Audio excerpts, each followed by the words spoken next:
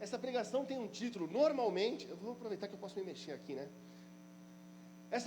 Só vou aproveitar, depois eu fico parado lá. Pronto, já gastei a minha caminhada. Essa pregação tem um título, e geralmente as minhas pregações não têm título, elas são tudo meio maluca, assim, meio confusa. Não tem nada a ver comigo, que sou um cara assim bem centrado, bem sério, bem retinho. E o título dessa pregação é Um Convite à Perfeição. Uau! Uau! Uau! Bonito, um convite à perfeição. E eu comecei a meditar na palavra do Senhor, o que o Senhor Deus queria compartilhar essa noite. E para quem está no ofício de pregar já há um tempo, a gente vai acumulando algumas pregações, alguns raciocínios, algumas construções em relação à palavra de Deus. E eu poderia vir aqui à frente da igreja e discorrer a respeito delas, daquilo que eu já tenho pronto, daquilo que eu mais ou menos já sei, daquilo que eu podia construir, porque fazer uma pregação não é tão diferente quanto fazer uma redação. Você faz uma introdução, um desenvolvimento, você retoma aquele desenvolvimento, faz uma conclusão, e dependendo da pregação que você fez, você faz no final um apelo. E basicamente essa é a estrutura de uma pregação. Você escolhe um versículo-chave, escolhe outros versículos para construir, de repente, o desenvolvimento em cima daquele versículo-chave, e ok. E se você faz repetidamente isso, é natural para que você consiga construir minimamente uma pregação que vá ser aceitável. Se você não enlouquecer, não fugir demais da palavra de Deus, ok. Mas isso é que o homem pode fazer. E eu, quando muito jovem, nossa, é legal, como se fosse muito velho, né? Muito de tenra idade, caminhando com o Senhor, entendi que se um dia eu chegasse o tempo sobre a minha vida que eu fosse pregar às pessoas, que eu fosse compartilhar a palavra de Deus, eu não queria compartilhar algo que eu escolhesse pregar. Queria pregar algo que o Senhor quisesse que eu pregasse.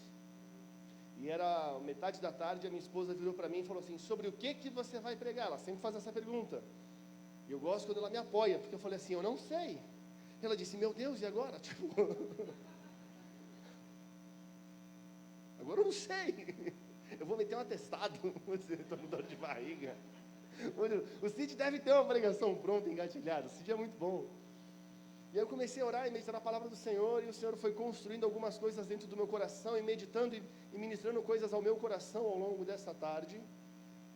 E eu quero compartilhar sobre isso, e durante o culto aqui, durante o louvor, o Senhor ministrou esse título a mim: Um Convite à Perfeição. Você não precisa abrir, mas pode abrir, e se os irmãos dos slides quiserem colocar, existe uma instrução de Jesus, ou um chamado, ou uma ordenança de Jesus, no livro de Mateus. Mateus capítulo 5, no verso 48. Mateus 5, 48.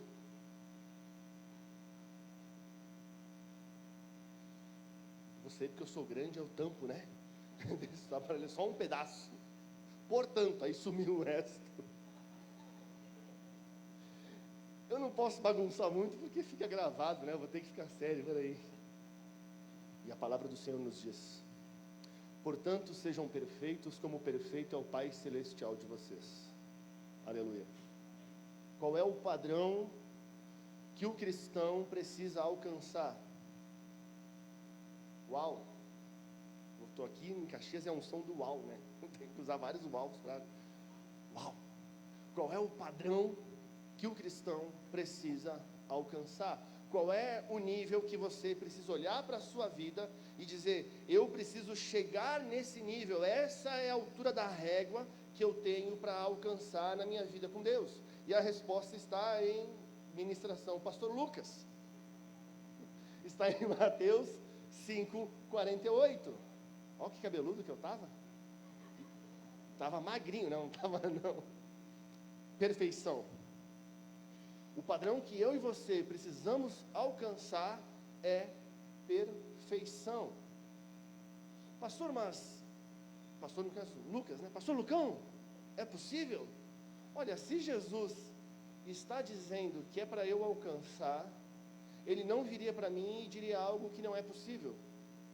Ele não chegaria para mim e faria assim: Lucas, eu preciso que você pregue o Evangelho, mas é impossível pregar o Evangelho, então eu não tenho como alcançar aquilo que Jesus disse para eu fazer. Então, se ele disse, é possível. Então, esse padrão de perfeição que Cristo deixou para mim e para você, que Ele fala para você alcançar, deve ser aquilo que move e impulsiona o seu coração, direciona o seu coração. Quando você olha para as Escrituras, quando você vai se encontrar com o Senhor, quando você recebe uma ministração no culto, quando você canta um louvor, em você ter a sua vida transformada, a sua vida mudada, o seu padrão de conduta. E você vai olhar o Novo Testamento todo falando sobre mudança de vida. Olha, você tem um encontro com Jesus, então você já não é mais a mesma pessoa que você era antigamente. Você já não é mais a velha criatura. Olha, você já não é mais escravo do pecado, você já não é mais escravo da sua velha natureza. Existe um padrão novo sobre você. Olha, antes você estava morto por causa dos seus pecados, agora no Espírito você foi vivificado. E se você está vivo, você pode se mover para essa perfeição. Agora, qual que é o nosso grande problema? Nós nos acomodamos, em algum momento nós paramos. Nós chegamos até certo lugar e nós desistimos. Desistimos não, nós simplesmente paramos. Quando começa a ficar mais difícil, quando começa a ficar mais complexo, quando eu preciso começar a abrir mão de certas coisas, eu vou tirando o pé do acelerador. E aí, às vezes, eu faço um exercício de olhar para a minha vida passada, para o meu tempo passado, antes de conhecer a Cristo, e faço um balanço de mim mesmo, uma avaliação de mim mesmo. Então, eu olho e falo assim: puxa vida, antes de Jesus, eu maltratava os animais, eu cometia crimes, eu fazia uso de substâncias ilícitas, eu era uma pessoa que praticava todos os tipos de pecado que a Bíblia cita. Agora eu parei de fazer 50% deles. Uau, eu melhorei bastante. Melhorou ou não melhorou? Louvado seja Deus, aleluia. E os outros 50%? E aquilo que é mais profundo? E aquilo que é mais próximo de Cristo Jesus? Como é que fica? E eu fico remoendo, eu fico pensando e meditando na palavra, e fico pensando, qual que é o padrão de Deus? Porque eu entendo que existe um padrão de Deus para cada um de nós, existe a versão perfeita do Lucão, e existe a versão perfeita do pastor Cid, porque o nosso Deus, ele ainda é um Deus pessoal, então ele não quer que nós sejamos robozinhos, uns iguais aos outros, ele quer que nós sejamos indivíduos que manifestam a Cristo na sua particularidade, na sua pessoalidade. E ser perfeito como Cristo quer que nós sejamos, não implica em que nós precisemos abandonar as nossas personalidades, os nossos gostos pessoais, mas que nós alcancemos aquilo que o Senhor quer para nós. E a Bíblia me dá uma dica de algo que talvez seja o nível, o padrão mais difícil de alcançar da perfeição. Existem várias coisas que a gente pode fazer para manifestar Cristo em nós, a perfeição de Cristo, mas existe uma dica, uma direção, uma palavra que a Bíblia nos dá em relação àquilo que talvez seja o mais difícil. E eu quero dizer para você ainda que o Senhor nos chama para fazer a obra por completo. Então não fique preocupado, tipo assim, primeiro eu vou parar de mentir, eu vou seguir batendo nas pessoas por aí, eu vou seguir roubando, só vou parar de mentir. Você pode fazer tudo numa tacada só, tá? Não precisa ir por partes na transformação de Cristo na sua vida. Amém? Você faz tudo numa tacada só, você vai melhorando, você vai graduando o negócio. Amém? Abre a sua Bíblia, por favor, em Tiago, capítulo 3. Tiago, capítulo 3.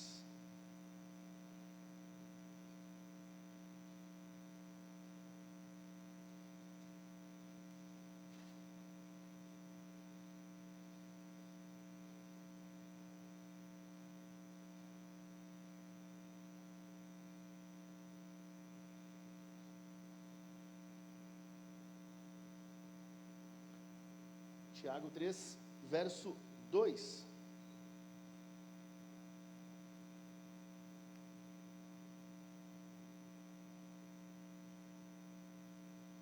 Amém? Tiago 3, verso 2. Todos tropeçamos de muitas maneiras. Se alguém não tropeça no falar, tal homem é o quê? Perfeito, sendo também capaz de dominar todo o seu corpo. Tiago capítulo 3, verso 2. Qual é o padrão da perfeição? Conseguir não tropeçar no falar. Porque quem consegue não tropeçar no que fala, é capaz de dominar todo o próprio corpo. Se a gente parar para pensar e olhar para as Escrituras, existe uma relação profunda e sobrenatural em relação à palavra.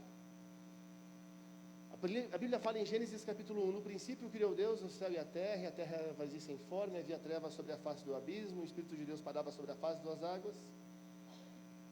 E disse Deus, haja luz, e houve luz. A partir da criação da matéria, Gênesis capítulo 1 e 2, na sequência, todo o processo de criação é pela palavra. Tudo aquilo que Deus faz, Ele faz através da sua palavra. Tudo aquilo que Deus manifesta é através da sua palavra. Tudo aquilo que Deus direciona é através da minha palavra. Jesus diz, quem tem os meus mandamentos e os guarda. Palavra. É muito incrível. O pastor Cid citou aqui na palavra de oferta, o Josué conquistando a terra prometida. Aí olha só que fantástico, Deus deu uma direção para Josué. Josué, você precisa destruir todo mundo, passa o fio da espada, não deixa ninguém vivo. Aí um povo engana Josué, diz, Josué, a gente não é dessa terra, a gente veio aqui quer fazer uma aliança com você, vamos fazer uma aliança, Josué? Josué fala, fechou, está feita essa aliança, a gente não vai destruir vocês. Era a enganação do povo, o povo morava perto ali. E aí Josué fala, puxa vida, agora eu não posso mais matar, porque eu fiz uma aliança com eles. Jurou que não ia destruir, agora tinha que cumprir. Anos e anos depois, Saul ataca o povo, esse povo que Josué tinha feito aliança, cai uma maldição sobre o povo, porque Saul quebrou aquela aliança que Josué tinha feito. Esaú e Jacó, os dois irmãos, um rouba a primogenitura do outro, chega diante do pai e fala, pai, me abençoa, o que o pai faz? Para Jacó, passando por Esaú, o que o pai faz? Abençoa, 10 pontos aqui para esse lado. Está na frente já. 10, hein? Vamos lá. Final do coisa, ganha um joinha. Ele abençoa. Aí chega Esaú. Pai, me abençoa. Ele fala, não, já abençoei seu irmão. Aí olha a pergunta que Esaú faz para o pai. Não sobrou nenhuma bênção para mim? Mas olha a profundidade do que aconteceu. Ele liberou sobre o filho palavras, que era a bênção que ele continha, que tinha sobre ele para derramar sobre o filho. Como que ele abençoou? Com palavras. E toda a história da Bíblia é um manifestar de palavras. Vai e prega, vai e abençoa, vai e anuncia, vai e fala, vai e declara. E aí o que nós fazemos com aquilo que o Senhor deu para nós, que é a manifestação daquilo que Ele tem de perfeição? A gente amaldiçoa. O meu esposo nunca vai mudar. A minha mulher é assim mesmo. O Brasil é assim. Os políticos são todos corruptos. Não tem ninguém honesto. Brasileiro é tudo malandro, é tudo vagabundo. Nessa cidade é assim, todo mundo é grosso, todo mundo é mal educado aqui. Aquele pessoal de tal lugar é todo mundo ruim de trabalhar. Meu filho é assim mesmo, ele é teimoso, ele é mal educado, ele é isso e aquilo. O meu pastor é assim, é assado. Eu sou assim. Eu sou assim mesmo. E eu vou tropeçando no falar, em relação às nações, em relação à igreja, em relação à minha casa, em relação à minha vida, em relação à minha família. O gaúcho é fechado mesmo, o gaúcho não sabe se relacionar com as pessoas. O caxiense é assim. Já ouviu alguém falar mal de caxiense? Levanta a mão aqui quem alguém já ouviu falar mal de caxiense. Os que não levantaram são mentirosos. Já falou mal de caxiense, fala mal de gaúcho. O pessoal fala mal do nordestino, o pessoal do nordeste fala mal do pessoal do sudeste. Fala assim. Todo mundo fala mal do Acre. É um complô. Mas a gente brinca e debocha, mas no final das contas nós estamos usando a nossa língua, a qual a palavra diz que na língua há poder para a vida e para a morte, para lançar morte onde a gente está. E aquele que não erra, que não tropeça na palavra, que não tropeça na língua, é perfeito. Alcançou a perfeição, porque consegue dominar o corpo. E aí Tiago continua falando a respeito da língua e do pecado, etc e tal. E o que Deus quer de mim e de você? Porque lá em Mateus capítulo 5, que é o texto o Sermão do Monte, as bem-aventuranças, etc e tal, Jesus fala assim: olha, que as suas boas obras sejam testemunho, que vocês façam boas obras, e que pelas boas obras de vocês, Deus seja glorificado. Paulo ainda fala: quer comais ou quer bebais, façam para a glória de Deus. Nós, como filhos de Deus, como igreja, precisamos dominar nossa língua e nos mover para ser instrumento de glorificação do Senhor. A minha igreja é uma bênção. Ainda precisa melhorar, mas é uma bênção. Meu irmão já é uma bênção. Aquele fulano lá que só dá trabalho, é bênção. Já chegou, já manifestou no céu, só falta manifestar na terra. Só que está meio longe o céu ainda, mas vai chegar em nome de Jesus. Eu não sou assim, eu não carrego mais isso sobre mim, eu vou mudar em nome de Jesus, eu já estou mudando, eu já mudei, mas eu ainda não manifestei, mas eu vou manifestar a transformação. Às vezes a gente fala assim: ele é doente. Não, ele não é doente, ele está doente.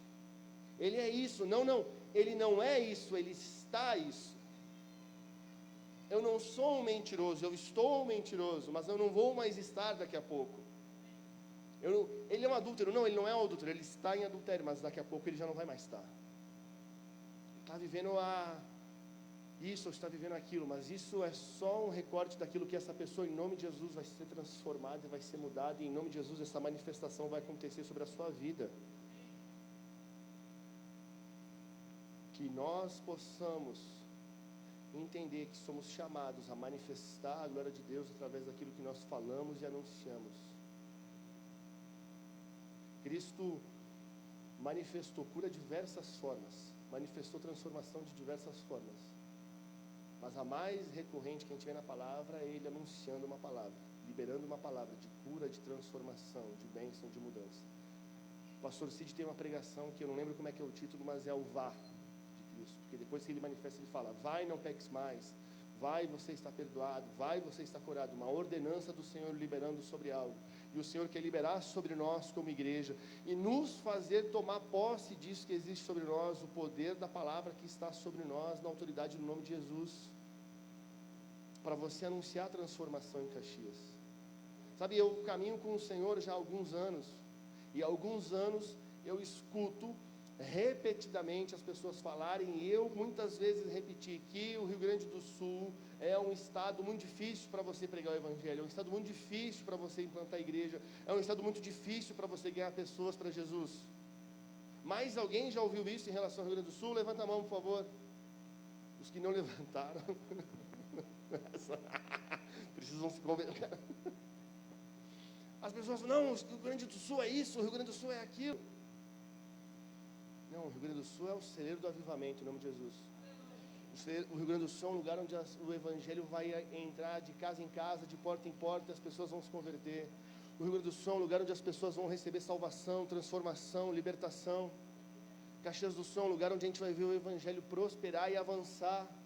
As pessoas falam de Canela, não, porque Canela as pessoas só pensam em trabalho, Canela as pessoas são pessoas não sei o que lá, e são isso e aquilo. Não ouvi ainda porque eu estou há pouco tempo lá, mas eu sei que eu vou ouvir das dificuldades e durezas da cidade. Mas eu não vou tomar posse disso, porque eu vou anunciar as maravilhas do Senhor sobre aquele povo, crendo que sobre a minha vida está a autoridade do nome de Jesus, e anunciando que aquela cidade é uma cidade fácil de pregar o Evangelho, que aquela cidade é uma cidade onde as pessoas estão sedentas por Cristo Jesus, que aquela é uma cidade onde as pessoas vão se converter, vão ter a vida transformada e vão mudar para alcançar a perfeição que Jesus Cristo chamou elas para alcançar, em nome de Jesus.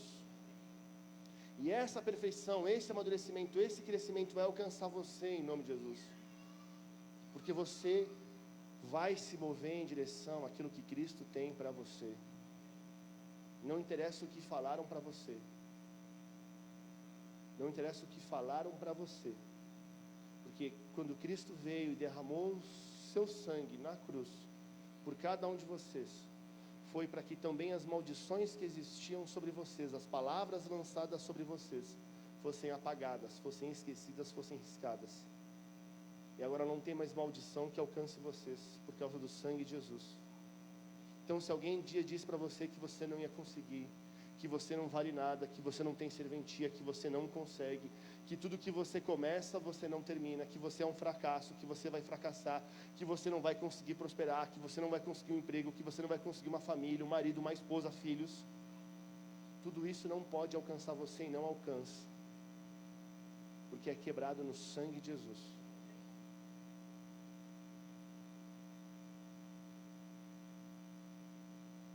Nós possamos, em nome de Jesus, nos mover para manifestar a glória do Senhor. E que você possa nessa noite, em nome de Jesus, tomar posse dessa palavra que existe sobre você, mais do que qualquer palavra de homem, mulher, pai, mãe, qualquer pessoa que tenha passado pela sua história, qualquer palavra de maldição sobre a sua vida, existe uma palavra de bênção do Senhor sobre você, dizendo para você que você consegue alcançar a perfeição, porque é Ele quem move você, Ele quem capacita você, Ele quem dá os instrumentos e ferramentas para você. Você só precisa se mover e alcançar, porque está à sua disposição. E eu quero dizer aqui em nome de Jesus que você consegue, nós conseguimos. Pastor Lucão, você já conseguiu? Claro que não. Na verdade, claro que sim. Só está no céu ainda. Falta manifestar na terra. E aí, como Paulo, nós dizemos, uma coisa nós fazemos, esquecemos das coisas que para trás ficam e avançamos em direção ao alvo. Quero convidar os amados irmãos a se colocarem de pé.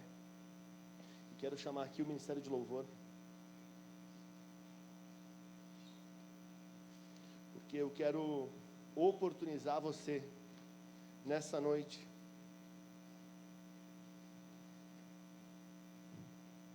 a manifestar duas coisas.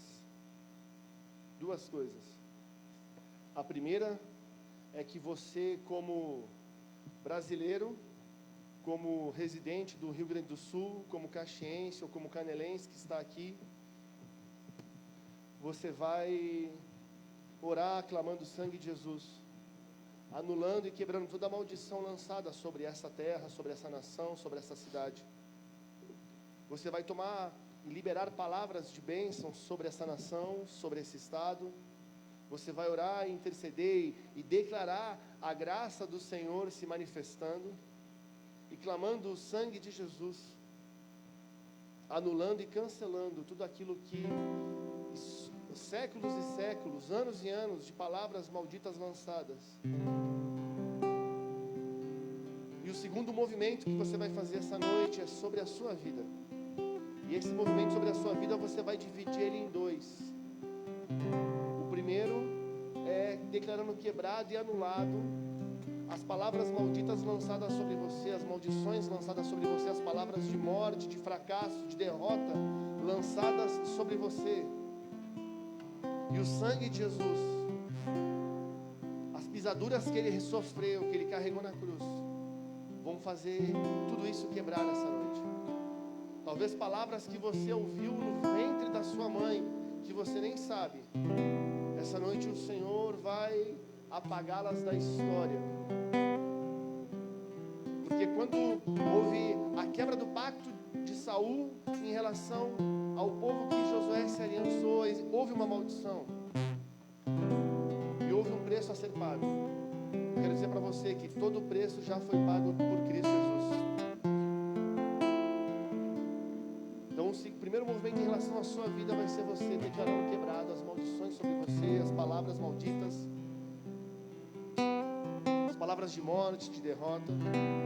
E o segundo movimento em relação à sua própria vida vai ser você clamando perdão por tudo aquilo que a sua boca, a sua palavra até hoje declarou que foi tropeço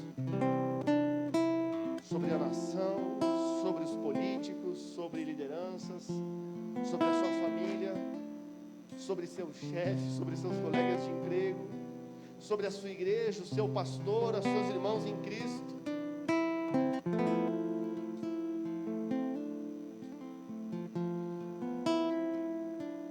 E para finalizar,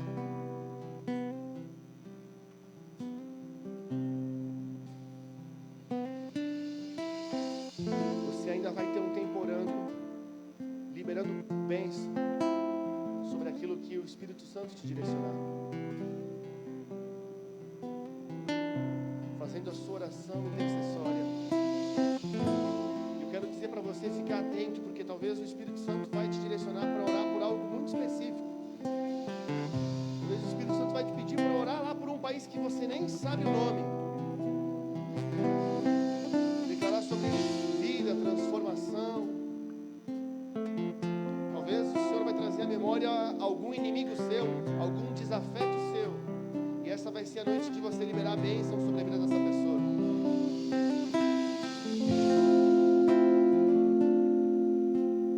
Feche seus olhos. Comece a orar, quebrando palavras de maldição sobre a nação,